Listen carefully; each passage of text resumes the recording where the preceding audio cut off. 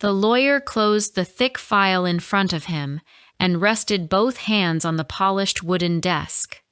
Outside, heavy rain struck the office windows with a steady rhythm, turning the busy streets into blurred ribbons of gray.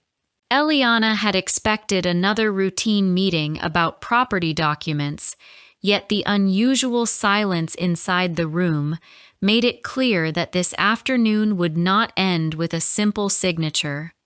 "Your father refused to complete the transfer," the lawyer said at last. "He signed every document except the final page." Eliana frowned. "That doesn't sound like him." "It isn't." She waited for him to continue, but he seemed unusually careful with his next words. During the past few years, she had met him several times while helping her father organize financial matters after retirement. He had always been direct, practical, and impossible to surprise. Today, however, he looked like someone carrying news that did not entirely belong to him. "He left this for you." The lawyer slid a cream-colored envelope across the desk. There was no name written on the front, only a single sentence. "Please come home before you decide anything." Eliana stared at the familiar handwriting. Her father disliked unnecessary drama. Throughout her childhood, every disagreement ended with a conversation around the kitchen table rather than angry silence. If he had chosen to communicate through a letter instead of a phone call, then whatever waited at the farmhouse was something he could not explain in ordinary words. "Did he say anything else?" she asked. The lawyer hesitated. "Only that this might be the last chance for both of you." The sentence followed her all the way to the parking lot. By the time she reached the highway, the rain had softened into a light drizzle. The city disappeared behind her, replaced by rolling hills, empty fields, and long stretches of quiet country roads. She had not driven toward the farmhouse in almost 18 months. Work had provided convenient excuses, but deep inside she knew distance had become easier than confronting the uncomfortable changes waiting there. Her relationship with her father had never collapsed because of one dramatic argument. Instead, it had faded through missed holidays, shortened phone calls, and promises to visit another weekend. Every passing month made the next visit feel slightly more difficult than the last. Relationships rarely ended all at once. More often, they weakened through small moments of absence that nobody noticed until the silence became impossible to ignore. The old farmhouse appeared beyond a row of maple trees, standing exactly where it had stood for decades. The white walls looked freshly painted, but the wooden porch still leaned slightly toward the garden as though time had forgotten to straighten it. Her father had often joked that repairing the porch would erase its personality, so he simply reinforced it every few years, instead of replacing it completely. Eliana parked beside the gravel driveway and remained inside the car for a moment. Something felt different. The curtains in the kitchen window were open. 3 cups rested neatly on the dining table. Someone laughed inside the house. She stepped out of the car and closed the door quietly behind her. As she walked toward the porch, she noticed another vehicle parked beside the garage. It was clean, well-maintained, and unfamiliar. A suitcase stood near the front steps, suggesting someone had arrived before her, or perhaps never intended to leave. Before she reached the front door, it opened. Her father stood there wearing the same brown sweater he seemed determined to keep forever. His hair had become almost completely gray, and the deep lines around his eyes revealed years that photographs never fully captured. He smiled warmly, yet the relief on his face surprised her more than the smile itself. "I wasn't sure you would come. I almost didn't." He nodded slowly, as though he had expected that answer. "I'm glad you changed your mind." He stepped aside, inviting her inside. The familiar scent of fresh bread drifted through the hallway. Family photographs still covered the walls, and her mother's favorite blue vase remained on the small table beneath the staircase. Nothing suggested that anyone had tried to erase the past. Yet another detail immediately caught her attention. A second pair of reading glasses rested beside her father's newspaper. A knitted scarf hung beside his jacket. Fresh flowers stood in the center of the dining table. None of those things belonged to him. He followed her gaze but offered no explanation. Instead, he quietly carried her overnight bag toward the guest room. "I'll make some tea." Before Eliana could respond, another voice reached the hallway. "I've already made it." She turned. A woman stepped out of the kitchen carrying a teapot with both hands. She looked to be in her early 50s, dressed simply in a cream-colored sweater and dark trousers. Her expression reflected calmness, but there was also unmistakable nervousness in the way she tightened her fingers around the handle of the teapot. Their eyes met for the first time. Neither woman spoke immediately. Her father returned to the hallway. "Eliana, this is Evelyn." He stopped there. No further explanation followed. Evelyn offered a polite smile. "It's good to finally meet you." The sentence sounded sincere, yet Eliana noticed the careful way she chose every word. It felt less like greeting a stranger and more like approaching someone whose opinion had mattered for a very long time. Eliana returned the greeting politely. "You've known my father for a while?" Evelyn glanced briefly toward him before answering. "Yes." Only one word. The silence that followed became heavier than either woman intended. Dinner was ready soon afterward.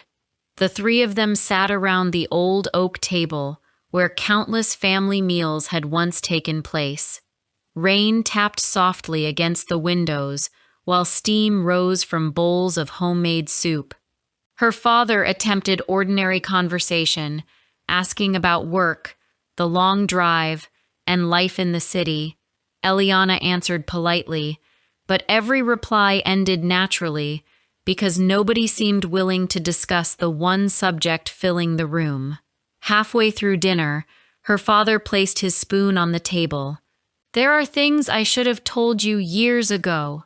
Evelyn looked down at her bowl. "Daniel." He gently raised a hand. "No, she's waited long enough." Eliana felt her heartbeat quicken.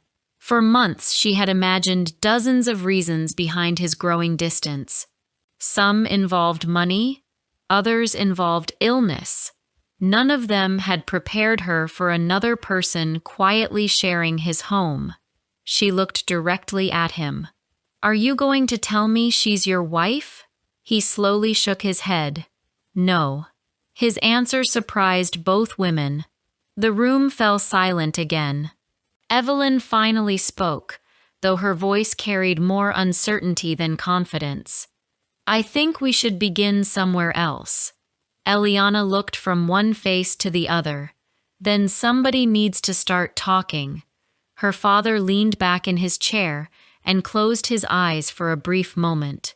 "When your mother died," he said quietly, "I made one decision that changed every year of our lives." He looked toward the rain-covered window before continuing. "I thought I was protecting you." Outside, thunder rolled across the distant hills. Inside the farmhouse, Eliana realized the evening had never been about meeting Evelyn. It had always been about discovering the truth behind the one choice her father had spent years trying to hide. Before I share the rest of the story, I need to know, where are you listening from? I would love to hear from you. The words lingered in the room long after Daniel finished speaking. Rain continued to fall against the windows, but neither Eliana nor Evelyn seemed to notice the sound anymore. Eliana had arrived expecting to learn why another woman had become part of her father's life. Instead, she was beginning to understand that Evelyn was not the secret. She was only standing beside it, Daniel folded his hands together and stared at the untouched cup of tea in front of him. The hardest mistake I ever made wasn't meeting Evelyn, he said quietly. It was believing that love sometimes required distance. Eliana remained silent. She wanted answers, but she also sensed that interrupting him would only make the truth more difficult to tell. About 8 years ago, Daniel continued, I started having problems with my hands. At first, they shook only when I worked in the garden. Later, I began forgetting small things. I misplaced tools. I forgot appointments. One morning, I couldn't remember the name of a man I had known for 20 years. His voice remained calm, yet every sentence carried memories he had never stopped reliving. I visited several doctors. After months of tests, one specialist believed I had a serious neurological illness. He told me the condition would probably become worse with time. He said I might eventually lose my independence. Eliana felt her chest tighten. You never told me. Daniel looked at her with quiet regret. I wanted to. I drove to your apartment 3 different times. Each time I sat outside for nearly an hour, but I couldn't bring myself to knock on your door. Why? Because I knew what would happen. His answer came without hesitation. You would have given up everything. Eliana shook her head. You don't know that. I do, he replied gently. I raised you. I knew you would leave your career, your friends, and every opportunity you had worked so hard to build. You would have convinced yourself it was your responsibility to take care of me. His words settled heavily between them. For the first time that evening, Eliana realized she could not honestly deny what he had said. If someone had told her years earlier that her father was seriously ill, she would have packed her belongings without hesitation. At that stage of her life, she believed love meant placing another person's needs before her own, no matter the cost. She had never considered that the people who loved her might want something different for her future. Daniel slowly continued. I convinced myself that creating distance would make things easier for you. I answered your calls less often. I stopped asking you to visit. Whenever you apologized for being busy, I told you everything was fine because I wanted you to believe you no longer needed to worry about me. Eliana lowered her eyes. She remembered those conversations perfectly. Every time she offered to come home, her father had politely refused. Whenever she suggested spending holidays together, he insisted she should enjoy time with friends instead. She had gradually accepted his words, believing he simply preferred living alone. Now every memory carried a different meaning. Evelyn quietly placed another log onto the fireplace before returning to her chair. I met your father during that period, she said softly. We were attending the same rehabilitation program. I wasn't there because of illness. I was recovering after a serious car accident that had left me unable to walk comfortably for months. Eliana looked at her with genuine curiosity. My husband died in that accident. The confession arrived without drama. It sounded like a fact she had repeated enough times that the tears no longer came easily. For a long time, I believed my life had ended with his. Your father believed his future had already been decided by a diagnosis he couldn't escape. Neither of us expected friendship. We simply recognized the loneliness in each other. Daniel smiled faintly. She was the only person who kept telling me I was making the wrong decision. Evelyn nodded. I argued with him almost every week. A small laugh escaped Daniel, before disappearing just as quickly. She certainly did. I told him hiding the truth would hurt you more than the illness ever could. Eliana turned toward her father. So why didn't you listen? I thought I had time. The answer felt painfully simple. I believed there would be another appointment, another conversation, another Christmas when I could explain everything. He paused before continuing. Then something unexpected happened. The room grew quiet again. The hospital called 6 months later. Daniel looked directly at his daughter. They had reviewed my case. He released a slow breath. The first diagnosis had been wrong. Eliana stared at him. What? The specialist who examined me afterward found a completely different explanation for my symptoms. The condition wasn't progressive. It could be treated with medication and therapy. For several moments, nobody spoke. Eliana struggled to understand what she had just heard. You mean, she whispered, you spent months preparing to lose everything. Daniel nodded. And by the time I learned the truth, I had already begun pushing you away. His voice broke for the first time.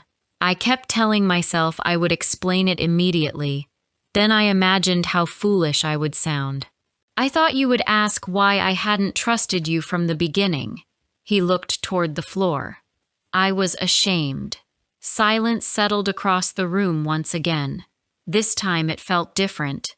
Not cold, not uncomfortable, simply filled with years that could never be lived again. Evelyn reached for Daniel's hand. I told him people forgive mistakes more easily than silence. She smiled sadly. But guilt has a strange way of convincing us that tomorrow will always be a better day for difficult conversations. Eliana stood and walked toward the living room window. Outside, the rain had finally begun to slow, leaving small drops clinging to the garden fence. She watched them quietly while replaying every missed birthday, every canceled visit, and every brief phone call that had once felt like rejection. None of those moments had happened because her father loved her less. They had happened because he loved her in the wrong way. He had tried to protect her from a future that never arrived. Without turning around, she asked the question that had remained in her mind since she entered the house. If the diagnosis changed years ago, why call me now? Daniel and Evelyn exchanged a brief glance. Neither of them answered immediately. Finally, Daniel reached into the drawer beside the fireplace and removed a thick bundle wrapped in faded blue string. He held it carefully, almost reluctantly. I should have given these to you long ago. Eliana looked at the bundle. It was filled with envelopes. Every one of them carried her name. None had ever been opened. Eliana stared at the bundle of envelopes resting in her father's hands. Each one carried her name in the same careful handwriting she had recognized since childhood. Some envelopes looked newer than others, while the oldest had faded around the edges. A thin layer of dust clung to the blue string that held them together, making it clear they had been waiting for years. She accepted the bundle without speaking. The first envelope was dated 8 years earlier. It had never been sealed. She unfolded the letter slowly and began reading. Her father had written about ordinary things that happened around the farmhouse. He described planting tomatoes in the garden because they had always been her favorite. He mentioned repairing the old swing beneath the oak tree after a winter storm damaged one of its chains. Near the end of the letter, however, the cheerful details disappeared. Today I almost called you. I wanted to hear your voice, but I was afraid you would notice something was wrong. I told myself I would write instead because paper never asks difficult questions. If you are reading this one day, I hope you understand that my silence never meant the absence of love. Eliana folded the letter carefully before opening another. The second letter had been written on her birthday. Her father congratulated her on turning 22 and wrote about the cake he had baked, even though nobody else would eat it with him. He admitted that he had nearly driven to the city that afternoon, but returned home halfway because he believed seeing him would only interrupt the life she was building. Another letter described the day she received a promotion at work. He had learned about it from a former neighbor who still followed her professional achievements online. Instead of calling to celebrate, he had written 4 pages explaining how proud he felt. Every sentence carried warmth, yet none of them had ever reached the person for whom they had been written. By the time Eliana finished the 4th letter, tears blurred the words on the page. She looked toward her father. "You wrote all of these?" Daniel nodded quietly. "Every birthday, every Christmas, every important day I knew about. Why didn't you send them?" He lowered his eyes. "At first, I believed I was protecting you. Later, I believed too much time had already passed. Then, I convinced myself you had probably stopped needing your father." His voice trembled slightly. "The truth is that every year I found another excuse because admitting I had made a terrible mistake became harder than living with it." Eliana remained silent. She realized that regret could become its own prison. The longer people avoided an honest conversation, the more impossible that conversation seemed. What began as fear slowly turned into shame, and shame often convinced people they no longer deserved forgiveness, even when forgiveness remained possible. Evelyn quietly placed another letter beside Eliana. "I asked him to mail them many times," she said gently. "Sometimes I even addressed the envelopes myself. Every time he picked them up, he would hold them for a few minutes before placing them back inside the box." Daniel gave a small, embarrassed smile. "I thought there would always be another chance." "There usually is," Evelyn replied softly. "We simply don't believe it." The room fell silent once again, but this silence no longer carried uncertainty, it carried understanding. Later that afternoon, Daniel asked Eliana to accompany him to the lawyer's office. The rain had finally disappeared, leaving the countryside washed clean beneath a pale autumn sky. During the drive, neither of them spoke very much. They no longer needed to fill every quiet moment with explanations because the most difficult truths had already been shared. When they arrived, the lawyer welcomed them into the same office where the story had quietly begun. The thick file still rested on his desk. "I wasn't sure all 3 of us would make it here together," he admitted with a warm smile. Daniel sat down beside his daughter. "I almost let fear win again." The lawyer opened the file and removed the final document. "This is the page that still requires a signature." Eliana expected another discussion about selling the farmhouse. Instead, the lawyer turned the document toward her. At the top of the page stood her name. She looked at him with visible confusion. "I don't understand." "The farmhouse is not being sold," the lawyer explained. "Your father transferred ownership to you almost 6 years ago." Eliana looked at Daniel in complete surprise. "You already gave it to me?" He nodded. "I wanted you to have a place that would always feel like home, even if you chose never to live there. Then why did you refuse to sign the last page?" Daniel smiled gently. "Because ownership isn't only about legal papers. I couldn't ask you to accept the house while refusing to give you the truth that belonged with it." The lawyer quietly left the room, allowing father and daughter a few private moments. Eliana studied the final document before placing it back on the desk. "I don't care about the house. I know. I came because I thought I was saying goodbye." Daniel's expression softened.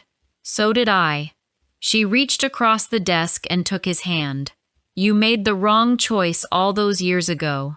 "And I did. You should have trusted me." "I know. You don't get those years back." His eyes filled with quiet sorrow. "I know that too." For a long moment, Neither of them spoke. Then Eliana smiled through her tears. But we still have today. Daniel's shoulders relaxed in a way she had never seen before. The weight he had carried for years did not disappear completely, but it no longer belonged to him alone.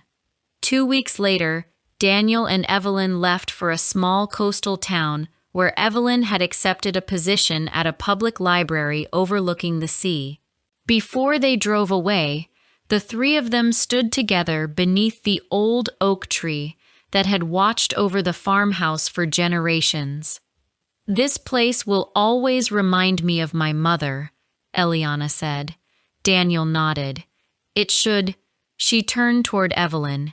"And now it will remind me of something else." Evelyn looked at her with quiet curiosity. "That love is strongest when people choose honesty before fear." Evelyn smiled, and this time the smile reached her eyes. As the car disappeared beyond the winding country road, Eliana remained beneath the oak tree with the bundle of letters resting safely in her hands.